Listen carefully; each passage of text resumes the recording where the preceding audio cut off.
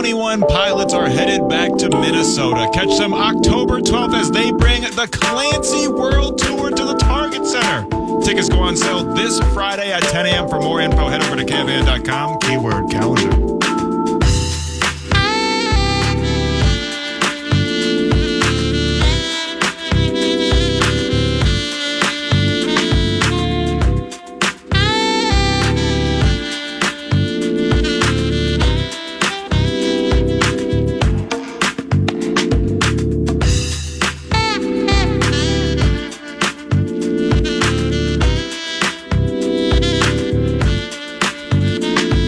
Now, a suddenly snowy Tuesday continues at FM 100.3 KFAN. It's Paul Allen, Max Fuller producing 9 to noon today. And joining us now in the 651 Carpets Plus studios is Ben Goessling at Ben Goessling via Twitter or the X Machine. He does some podcasting. And he covers the Minnesota Vikings for the Star Tribune and StarTribune.com. I want to begin in the Covenant, but conversationally a little bit outside of the Covenant. And I believe that that I read this via one of your tweets recently about the kicker, John Parker Romo. Yeah. It's a 2-year, what? 2-year deal. Come on. Okay, TikTok guy, I mean, clearly has won the favor of somebody, or maybe because you've been... you're always good at it, but you had a series of tweets that probably tied to a story breaking down these deals. Yeah. Like so-and-so got this, and this is actually this, and this is actually that. So for John, it's John Parker Romo. Yes. Who's never kicked in the NFL, correct? Right. All right. So, how's this deal working? Good morning. Good morning. I did not expect we were going to be starting with kickers this morning. So, I didn't expect to read that somebody who's never kicked in the NFL got a 2-year. I mean, he's obviously he's obviously won their hearts and showed them. Wow. But why 2 years? Well, I would say this. From what I saw of that deal, it had almost no guaranteed money in it. And I think there was a salary advance instead of a bonus. Oh. So. Okay. From the perspective of guaranteed money is the NFL's love language, I would not look at this as this guy has the job locked down. Okay. If he's good, I suppose the 2-year deal is you have cost certainty while you still have leverage. If he goes out and he's great, it's well, hang on. If I'm a free agent, price just went up. It's going to cost you $4 million to bring me back. So they probably figured, let's lock that in ahead of time, and then we have a little bit of leverage our own way to go off of if he is, in fact, a good kicker this year. But I looked at the structure of that deal says to me there's going to be competition that will bring somebody in. I don't think he has the job locked down by any means, but certainly they're intrigued, and they gave themselves a little bit of time to evaluate him and see what they might have. And with Greg Joseph, nobody's trying to make him sound like Vinatieri reincarnate, sure, or Vander or whomever, or Gostkowski, whomever. But on the other side of it, he wasn't terrible. Yeah. So now he's in a Lambeau bin. We've seen some kickers who maybe not terrible, but they've left some scars. Yeah. I think it was somebody, and it might have been you last year, who laid a stat out for me, when we were chatting in the hallways at Twin Cities Orthopedics Performance Center. Yeah. And it was some Greg Joseph stat that tied into the Vikings winning. And it's every time he misses an extra point, they win. I always love that one. And I was I brought that up to O'Connell, and my eyebrow would have raised, his eyebrows raised. Yeah. And he was frustrated at something at that moment. He's that doesn't make it. Yeah. So Joseph, he's battling 9 kickers for the Packers, isn't he? Yeah. I mean, what? So any intel, steam, or why Joseph was not brought back? Well, I think they probably were just looking for an upgrade there. I mean, he is, like you said, he's been good. I wonder if they are saying, let's see if we can either do better or cheaper, or hopefully both. I think that's probably always the game with kickers, is trying to do that pivot of let's get younger and probably less expensive in the process. We have seen, however, where that can blow up with Kai Forbath, and then Daniel Carlson gets cut right away. Now, Daniel Carlson worked out and turned out to be a really good kicker, but with that team at that moment, there wasn't going to be a lot of patience for a rookie kicker missing big field goals and extra points at Lambeau Field. So you have seen it in the past where this can become an issue, and this can become something where you take a step back. But if you get it right, it's cheaper, and I think they probably are still looking for a little more consistency. He I think, was better last year than what we saw in a lot of 2022. But I think they're probably still looking for a little more efficiency in that spot than they had from him. Well, I mean, you've had a perpetual smile on your face since I brought up TikTok kicker guy. Yeah. Because you're like, I didn't expect to talk kickers really. No. Yeah, well, that you're now. O'Connell said that to me last Tuesday. You guys are all down at the owners' meetings, and public media relations sets up an interview with O'Connell and I, from the owners' meetings, and I'm here. And like in the middle of it, I brought up the kicker or whatever, and he's like, well, I didn't expect to be talked. Like I researched some Stanford kicker and tied some weak joke into it, and he's like, I didn't, think we'd be talking about. Nobody thinks or wants to talk about the kicker until you're down 2, right, with 7 seconds left, and the wind's in his face, and he's 48 yards away, and he puts one through the uprights to elevate you to another victory, or he has perfect conditions from, let's say 27. Yeah. And he misses, cold maybe, he misses and you're dead. Yeah. Well, then everybody wants to talk about 9 to noon, wants to get squared away on the kicker as quickly as we can so we can start focusing on the Van Ginkels and have they found a house and did they enjoy the Wild game and Grenard and like, does he look that thin in uniform? But wow, 12 and a half sacks. Holy cow. So eventually all of that is coming, but the kicker is a very, very important subject. Yeah, more so than just when they're walking off a winner or a loser. So it sounds like we're squared away, right? Yeah, I understand the importance of it, and I understand, especially now with this new kickoff rule, it's going to be interesting to see how this plays out because it's not just bash it through the end zone for a touchback anymore. There's going to be more tactics to how the kickoffs work as well. So the position does become more important in a number of facets of the game. And certainly all of the Vikings fans listening probably don't need reminders of the fact that kicking well, that's what you do. Can be really important at big moments. One way or the other. I've lived here full time because I said that's what you do. Yeah. That's what Minnesota does. Yeah. I mean, when is the statute or when is the time frame for somebody who is from Washington, D.C., me, lived all over the country, to a certain extent the world, Philippines a year and a half, Hawaii for 6 months, blah, blah, blah.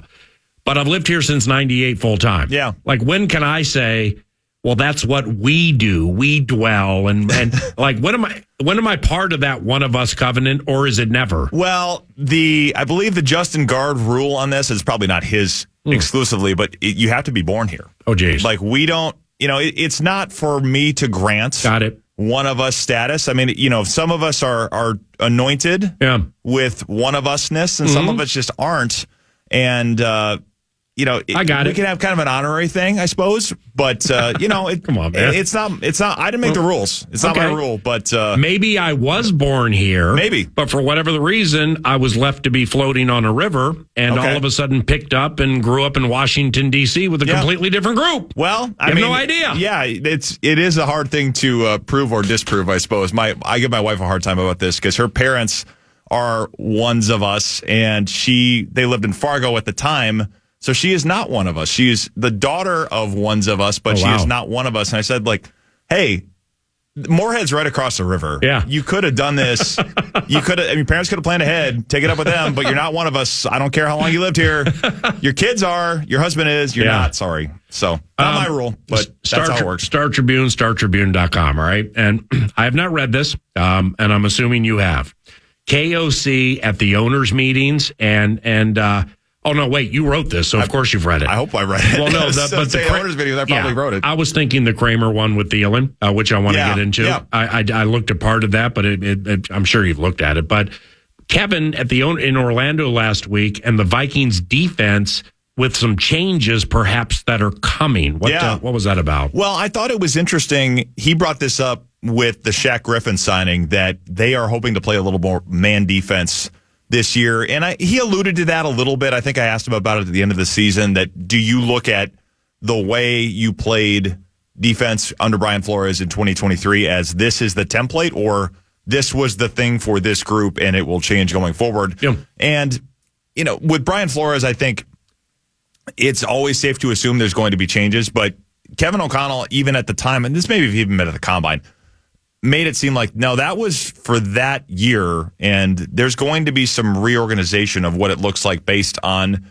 the people we have. And I think it's probably safe to assume that the let's play zone behind the big pressure packages as much as they did was not probably the way they want to live all of the time. And the Shaq Griffin signing, he said, is in part because of those changes they want to make. They want somebody who is long and physical and can play man coverage and allow them to put Byron Murphy back in the slot where they feel like he's better.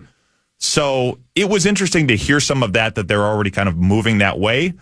I think it could work. I also think you have to probably have another corner or two show that they're good enough to handle it, because that probably means that Caleb Evans is in that spot, or Andrew Booth, whoever it happens to be, Mekhi Blackmon, or somebody else that they bring in. But you have to have, it's not just Shaq Griffin and Byron Murphy. You have to have another corner, I think, show that they can be counted on in that spot more often. It also probably means less of the three safety stuff. I think if you put Murphy in the nickel, which also kind of jives with what Kevin O'Connell was talking about with Harrison Smith, in the sense that he played something like 1,100 snaps last year, which was the most of his career. They want to reduce that load a little bit on him so that it's not quite so taxing in week 15, week 16. So I think you'll probably see a little bit, I mean, because that basically was their base defense at the end of the year, is that three safety nickel with Bynum, Metellus, Harrison Smith. They'll probably rotate a little bit more and try to take a few snaps off of Harrison Smith while having a little bit more flexibility with their secondary. Well, how do you qualify Metellus? I mean, off that full season, and now granted, it was quite adroit. And instinctively speaking, when they signed Josh for what they got him for, which was a fair deal for Josh off his past performances or lack thereof. So it was a good deal for Josh. He looks like he outperformed at least the initial stages of the deal, but good for Kwesi and staff too for being prescient. No doubt. And signing, okay, but for like Josh's next deal, or if there's a sneaky renegotiation that has to take place because he's like way overperforming it. I mean, I don't know what to qualify him as. You know, it's like, agent guy's going to roll in being like corner pays most. Well, here's the percentage, and linebacker, here's a safety. So, but look, in the biggest spots, you did this 33% of the time with him. He's to be paid like a corner. That could happen. Yeah, it could. I mean, the old Jimmy Graham thing where I think that was franchise tag stuff, but they were trying to say that he should be paid like a receiver because he's used like a receiver more often. I could, and I think it's Drew Rosenhaus that is Josh Metellus' agent. So they've done enough business with Rosenhaus that I think it'll probably be fine. But I'm sure that'll come up at some point. It is interesting just with Metellus in general. Do they see him as a guy that can be kind of if you're playing two safety packages and you need two deep coverages, do you put Metellus in that role, or do you feel like he's better in the rover thing where he's near the line of scrimmage? I tend to think it's the latter, and he's not just going to be, deep half guy or the post safety in cover three or whatever it happens to be. I feel like his skill set is better in that kind of rover utility man kind of role, but if they are going to rotate more often, it will be interesting to see what that means for him. Does he have to play a little more of a, not generic role, but at least one where you can wear different hats, or even more different hats, the deep safety hat more than he did. Okay, BG, so just back to the corners, and this story you can read, StarTribune.com and or in the Star Tribune. So with the corners, all right, so let's put Shaq Griffin starting outside corner. Byron Murphy inside, nickel guy. So do you believe, because they started last year with with Murphy on the outside, and then Evans would come in, or somebody would come in and Murphy would go inside. The old Captain Munnerlyn thing. There we go. So if I had to lay it out like this, what would you make favored and why? Say they come out first set of defensive plays against whomever week one, and everybody's healthy. Got Griffin over here. I got Murphy on the inside. Will the other outside corner be a Caleb Evans or Andrew Booth or corner to be drafted later? Which one would you make favored and why? I mean, it's hard with the draft because... Or Blackmon. Blackmon is either the favorite or the second favorite, right? I would agree with that. Thank you. I think you probably have it Evans or Blackmon for now, simply because I think it is going to be difficult if they do what we think they're going to do in the first round, which means that all of those picks are put toward a quarterback. Are you drafting somebody on day 3 that you expect to come in and start right away? I don't think so. I could also see let's sign a veteran a little bit later on that we think could come in and be serviceable. Now, that has not always had great results in the past where you sign the guy in May or June. I'm thinking of guys like Bashad Breeland and those types of corners that are out there.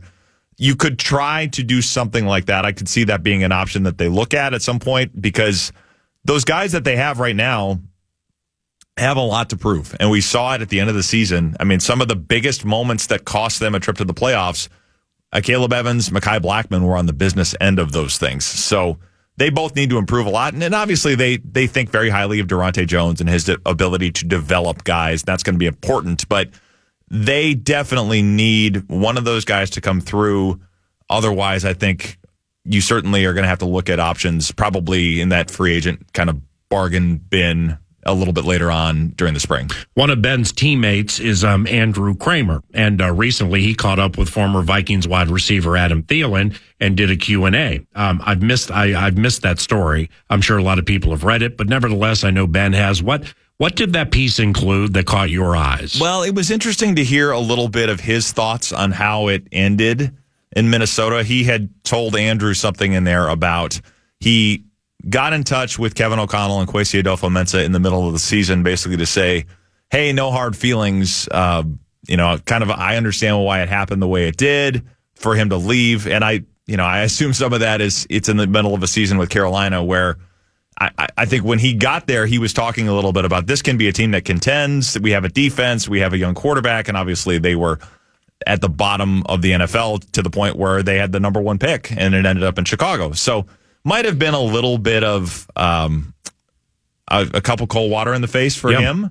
But I thought it was interesting that he did that. And I think it's probably smart because, obviously Adam Thielen's post-NFL career, whenever that comes about, is going to be connected to the Vikings. You see certain players that kind of have these post-career ambassador roles where they're around the facility a lot. And he's obviously somebody that is in Minnesota. I expect will probably continue to be in Minnesota. So there is going to be, I would think, a role for him, or at least a warm relationship with the organization for him after he's done playing. And it may have been in part to kind of pave the way for that. I don't know that for sure, but if that has that type of an effect, it's probably not a bad thing for him that happened. If you were to go quick twitch, top of the head, and think of some players who would be over the last, let's say 20 years. Yeah. Last 20 to 25 years.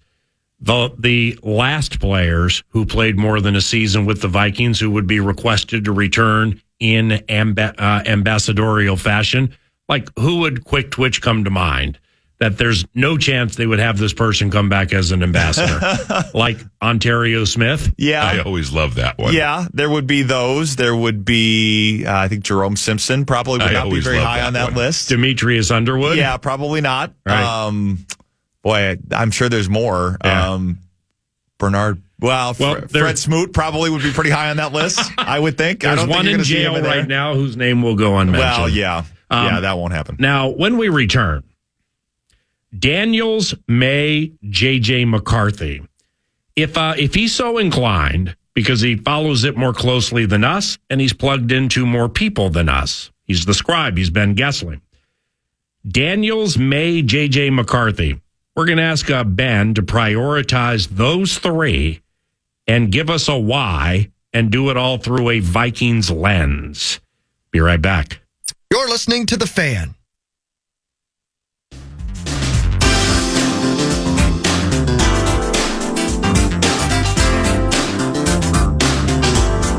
Rockers Sum 41 head to Minneapolis on their tour of the Setting Some Farewell Tour Tuesday, April 23rd. Don't miss seeing them one last time as they take the stage at the Armory with special guests, the Interrupters. Tickets are on sale now. Get yours today at KFAN.com. Keyword calendar.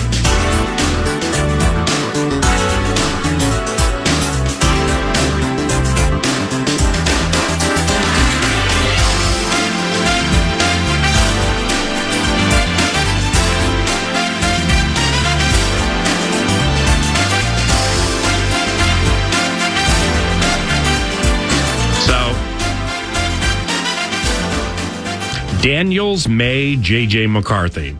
If possible, prioritize the three, hit us with a why, and do so through a Vikings lens. Yeah, so I would put May number one, and I think that has continued to be my belief is that he's the guy that they like, and he's the guy that is the best fit. Certainly has played in a pro-style offense, has the arm, I think, to make a lot of the throws that they want to see. So I'd certainly put him number one. The Daniels-McCarthy thing, I think, is interesting because I think there are things about both of them that fit nicely with what the Vikings would want. I think there are things that you'd have to answer questions with both of them. Daniels, at times, I think the ability to make throws on time. I mean, you hear Kevin O'Connell talk all the time about rhythm, timing, all of those things that he wants to see quarterbacks do in his offense. More so when they're in the high red, right, as opposed to the low red. Yes. But anyway. Yes, but I think that is a big component of the offense, and trying to figure out if he can do that at the NFL level is going to be one of the questions with him. With McCarthy, he's played in an offense that would transfer pretty well to the NFL, is mobile, certainly a guy that has, I think, made a lot more big-time throws than people might expect just kind of looking at his numbers. I mean, if you watch the film, he certainly can make a lot of difficult throws and throws where he's off-platform, those kinds of things. He has not been asked to carry a team in the way that some of these other guys have, so there's the question with him. I would probably go, and this is based solely on upside of what you could do with him, I'd probably go Daniels 2, McCarthy 3, but that's not like a super strong preference there. I think the question is going to be with both of those guys, how well do they fit? But I think Drake May certainly is the one that makes a lot of sense for them, and I also think he's a guy they like a lot. Got a little steamy at the owners' meetings. Don't know how what the origin was, but people just right near the end started to be convinced that the Washington Commanders would take J.J. McCarthy second. Yeah. Just the timing of it and the lack, just where for some reason I'm believing it. Yeah. And I'm not, old or old school enough where everything I hear I have to stonewall and at arm's distance until I can vet it out. But like the timing of it, when I started hearing it and then I read somebody, that was Gerard Mayo talking about Drake May. So it made sense to me that Williams McCarthy has a chance. Yeah. Yeah, that would be really interesting because if that happens, you have to think that they're going to get, I think they're going to move up anyway, but in that scenario where you come out of it, you could go to 4 and either get Daniels or May. That would be awfully interesting. And we have to see what the Patriots want to do if they're going to take one of those players. But I think it's 92% they take quarterback. I think it is too. Yeah. I mean, we've gone around in circles, not you and I, but you and I following the metaphorical crumbs. Right. From when we started talking in January, when we talked at the Combine, when we talked after the Combine, into owners during it. We talk a lot. Yeah. And now after owners meetings, we've come back full circle to really you know what though? This trifecta 1, 2, 3. I don't know the order it's going to go in, but I'd bet everything I have that the trifecta goes quarterback, quarterback, quarterback. Yep. And there've been some slings and arrows along the way with Marvin Harrison Jr. And what does New England want to do? And Bob Kraft's like, yes, we need a quarterback, but there are desperate teams out there. Come on, making here, kitty, make an offer. Yep. When the proverbial dust settles, quarterback, but not Arizona. Right. Yeah, I think that's how it goes. Me too. And I think one of those 4 teams is Minnesota. Whether it's get to 3, whether it's get to 4, I continue to think they are going to be in that top 4 to take a quarterback. That's some pressure right there, man. It is. There's no doubt. That's some draft night pressure. Unless you got a handshake that is the handshake of all handshakes ever to handshake. And the person on the other side will not be deceitful with the money on the line. I mean, if said person does come up with some skullduggery and or chicanery, what's the pivot? What's the pivot if it doesn't work that way? Yeah, well, then you stay where you are, I suppose, and then you say, let's take the best we can get, and then let's look at our options. Either it's probably either at 11 or maybe even at 23. It probably makes a little more sense at 23 to have that player. But things can start getting goofy, man. There's a lot. You're right. There's a lot of pressure. There's a lot of stakes riding on this decision. And I think they know that. But I also think they are of the mindset that they will be able to get it done and make the deal that will get them up to draft the player they want. Do you believe if you either have steam on it or you don't, so your discernment is elite. Roll with that if you don't have info. Do you believe they have a handshake with somebody? No. A verbal? No. So we went out and got this pick. Okay, because it happened under the cover of darkness, this Houston move. Yep. So it kind of was like, I was thinking to myself, well, Quasey or somebody has to know. Yeah.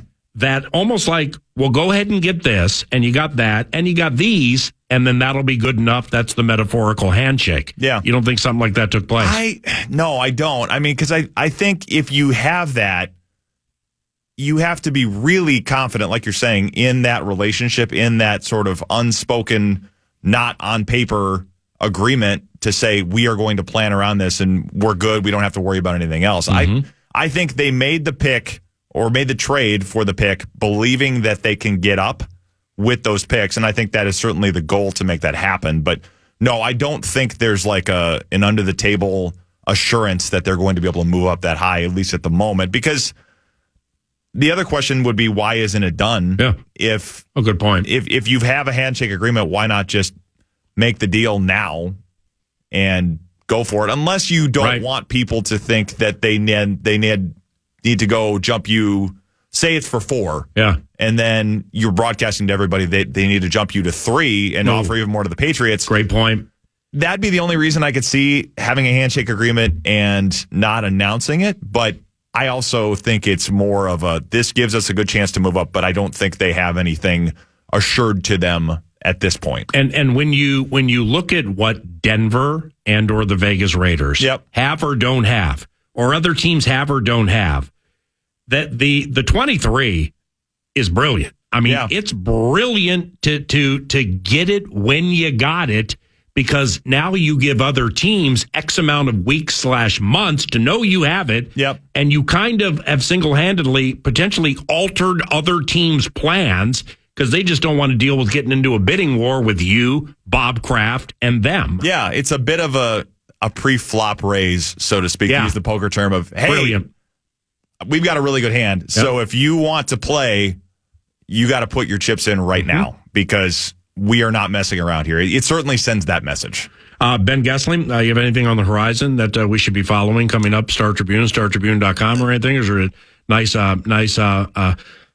deep breath, chill, the calm before the proverbial storm? There's a little bit of a calm. The next thing is, I suppose, writing for, I think it's running a week from Sunday, on what it's been like training for the Boston Marathon while covering free agency. Oh, sweet. So, because that race is 2 weeks from yesterday, he says, with his heart starting to thump a little harder because it's coming up really fast. Wow. But yeah, that's kind of the next thing on the horizon. Otherwise, getting a little bit of downtime. What Boston Marathon will this be for you? This will be my first one. Your first? Yep. Okay, so when running you've run marathons. Yeah, this will be 5th marathon overall. You have to qualify for it. So qualified last summer. This will be my first one running in Boston. Well, when you say as heart starts to pump and getting nervous, or like as my body rises, my mind, everything that I would imagine goes into it. Yeah. Do you get like that before marathons, period, or before long-running endeavors, period? Or is it just the immortality of the Boston Marathon and like you don't want to throw up in front of some legal seafood? Yeah, there's certainly that anxiety before marathons in general, because you just know it's going to be hard. But this one is a different thing because it's that course. I mean, it's that race, and it's also that course. I mean, that course is tough.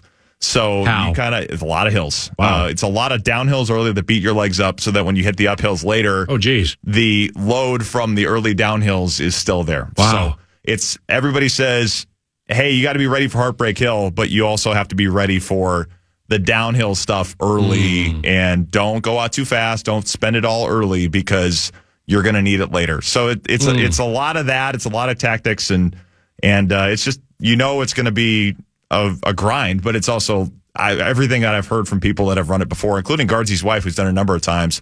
It's go try to run well, but don't let that dissuade you from enjoying it, because you're never going to have another first one, and it's supposed to be just an awesome experience. You, my friend, are elite. So what will I see you next week? Yeah, I'll be around here next week. Yep, I don't take off for Boston until the 12th. Okay, so. Well, and then after that, the Tuesday after, I don't expect to see you then. I won't be here then. The wear and tear of the mind and the body. Oh, you will be. Yep. Oh, why? You don't think is it on a Sunday? It's on a Monday. It's on Patriots Day. Oh, so you start Monday and finish Tuesday? No, we'll get it all done Monday. You're a little faster than that, right? Yeah, we'll get it all done Monday. But yes, I'm going to do a couple days of vacation. I appreciate you, man. Thank you. Thanks, man. Ben Goessling, the scribe, Star Tribune, StarTribune.com. Finchy, the coach, head coach of the Minnesota Timberwolves, joined 9 to noon right out of the gate. Finchy replay time, if you missed it, is around the corner, and this is KFAN.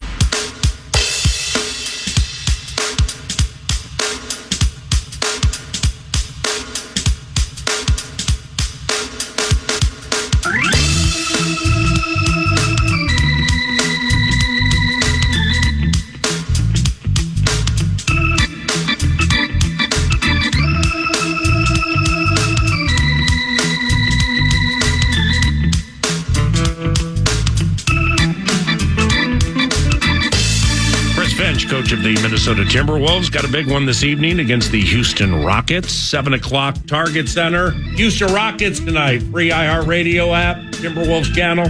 Make sure you find it tonight and listen to Alan Horton. And the Timberwolves have officially qualified for the playoffs 3 consecutive years, because Phoenix beat New Orleans last night, at least qualified from a top 6 standpoint. And we began our weekly conversation with the head coach like that, congratulating him on making the playoffs 3 consecutive years. That's pretty cool. Yeah, definitely cool. When the season started, we have goals, and one of our goals was we want to avoid the play-in. We felt like we were definitely a top 6 team. Where we were going to shake out exactly, we didn't really know. And excuse me, we felt that we could have a really, really good year. But we definitely wanted to be out of that play-in, which has become, just a bloodbath in the last few years. And if you look at it now, it's incredible. It's an incredible product for the league, and it has been. But that being said, so we took another step forward, regardless of what happens down the stretch. Obviously, we want to finish strong and get ready for a great playoff run. But yeah, we're real proud of what this team's been able to accomplish this year. And it's these things are step by step, and they're not always linear. But it's good to be moving on and knowing that we are going to definitely be in the first round of the playoffs. So did you, by chance, on a Monday evening, Coach Finch, did you happen to watch that Suns game last night, maybe wearing a game-worn Tom Chambers or something like that? I tuned into it here and there, but mostly I was locked in on NCAA women's basketball. Yes. It was pretty incredible last night. If you watched any of that, that was some fun high-level games. Phenomenal. But yeah, I was flipping all around. Yeah, it's impossible to even if you don't follow college sports closely, to not know about Caitlin Clark. I sat in last night and not only watched that entire game, but the first half of the USC UConn game, and I thought it was fantastic. What did you think? Yeah, I couldn't agree more. Both games were played at a high level. Super competitive all the way throughout, exactly what you would want at this time of the season, with all the marquee players and doing their thing, and just great for the sport, great entertainment on television, and it is pretty incredible to watch Caitlin Clark play. I feel like I'm watching Steph Curry. Yeah, and well, on that point to close here. All right, so I mean, obviously, it's markedly different. It's same fishbowl but different rocks. Women's college basketball or men's college basketball, likewise WNBA and NBA. But you just mentioned Steph Curry, and so like when you're playing Steph or you're playing a prolific 3-point shooter, it's the importance of getting over picks or under picks, I would imagine, is tantamount. But then when executing it during the game, how do you preach that to make sure it's done to the best of its ability to guard a lethal 3-point shooter? Yeah, there just can never be any slip-ups. I mean, it's one of those things that if you don't execute the game plan, if you're chasing over picks to try to close the space down to shoot, and the one or two times that you don't do it effectively, you pay for it. I mean, it's a sign of a great player. They always make you pay whenever you're not able to impact them. But what they do, Steph or Caitlin, what these great players, great shooters do, and particularly when they have exceptional passing ability, is they just change the geometry on the floor. Basketball is really about filling space, creating space, and everybody wants to kind of force everyone to play in a certain space. That space gets blown apart when you have these great players who can shoot from such distance and create their own shot. And then when you commit too many people to them, create shots for everybody else. Now, I was in Omaha, Nebraska for Easter, and I didn't get to see the Bulls game, and I saw you lost, and I purposely skipped the presser, which I generally will watch after each game. I purposely skipped it for today just so I could hear your take on what was the read off that Bulls game 2 days after that Nuggets game. Yeah, I think there's a couple things. First of all credit to the Bulls. I mean, they are one of the few teams that you can say that are actually better than their record. They've lost I think the largest number of clutch games in the league. So they've got good personnel. They can really defend, and it comes down to them and their shot making really. And they made shots at a high level against us. I mean, Russo was, I think, 7 for 8 from 3. That's a career night for him. Now, some of that was certainly down to us. We lost them. We didn't close them down quick enough. They got in a groove and they got hot. I think if I had to go back and play that game tonight, I think the game plan would be very different. I think so. So definitely some blood on our hands here as the coaches. I think we made the adjustment at halftime, but by that time we were, down and fighting uphill, and we made a great comeback, and then we couldn't score down the stretch, and so we put ourselves in that position.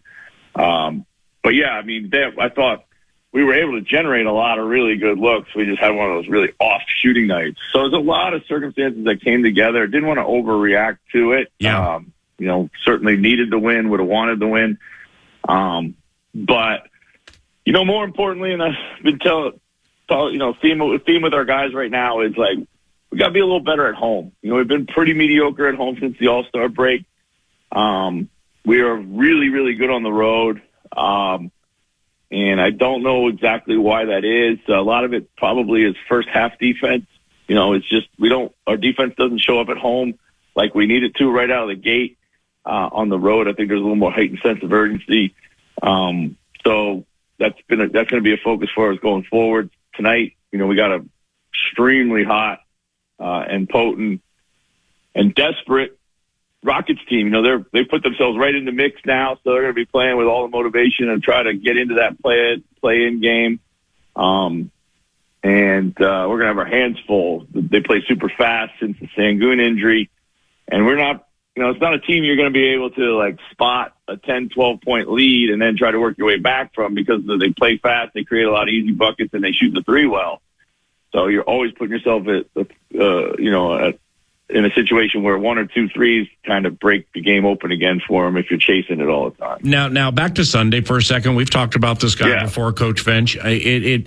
Kobe White. I mean, box score wise, it didn't look like he had the greatest game in the world. One of the highlights I saw, DeMar DeRozan hit a 3. DeMar's a good player, but if he's hitting threes, you might be in trouble. But with Kobe, Kobe White, I mean, the NBA, Chris, does not have this accolade. But he's the turnaround player of the year. It's just, I mean, have you seen somebody go from, okay, forget the bust status, because, he was taken where he was taken. It wasn't great, but now it's great. I mean, have you seen a turnaround like that season to season? Well, yeah, I mean, you do see it from time to time. I think a couple things feed into that. One, everybody has their own development timeline. Sometimes it takes longer than others.